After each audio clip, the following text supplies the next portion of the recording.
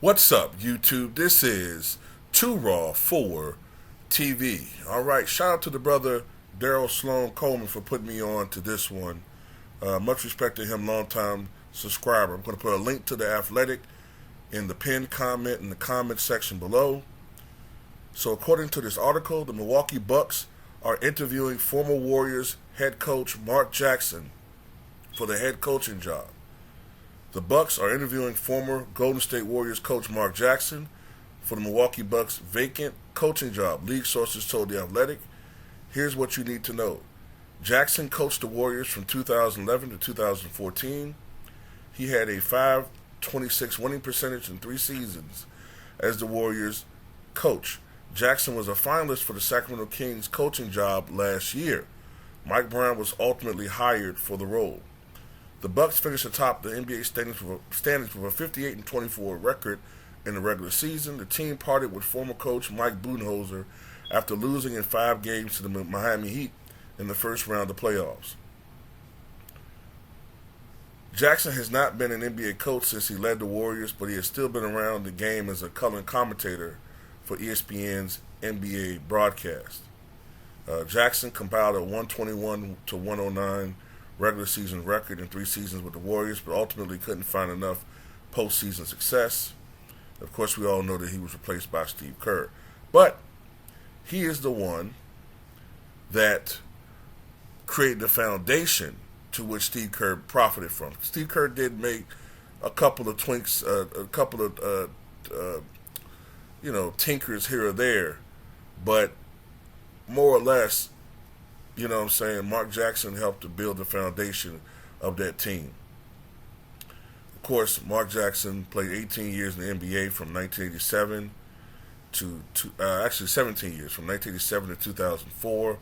He played for the New York Knicks, the Clippers, the Pacers, the Nuggets, the Raptors, the Jazz, and the Rockets. As a Warriors coach, Jackson led the team to back-to-back playoff berths for the first time since the Run TMC days. He oversaw the early days of Steph, Clay, and Draymond. Look, we in the past have read that Mark Jackson had been interviewed, but ultimately he was never selected. And I think it's time that Mark Jackson get another chance in the NBA. He's a man that knows the game. He's been sitting on the sidelines for almost a decade now. I think that he needs to have a chance, all right?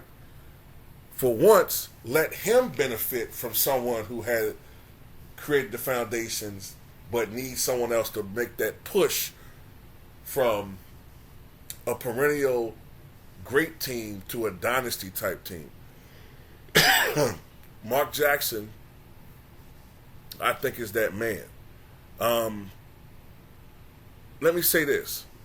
I understand that there was a report out a couple days ago that said that the Bucks were interested in Monty Williams and Tyronn Lue. But the problem with those guys is it potentially might be more of the same. Because like a Mike Budenholzer, Monty Williams is stubborn. He sticks to tight rotations, and he's slow to make adjustments. So it'll be pretty much a carbon copy of Mike Budenholzer. With Tyronn Lue, there's some of the same issues. Now, supposedly he did some of these things to spite the front office, but to have a coach do something like that to basically try to sabotage the season despite the front office, that's just a lot of that's just a lot of disharmony and toxicity that the Bucks don't need. I think Mark Jackson is the answer. Mark Jackson is the answer. If he's available, give this man a chance. That's all I got to say in this particular video, man. Tell me what you guys think.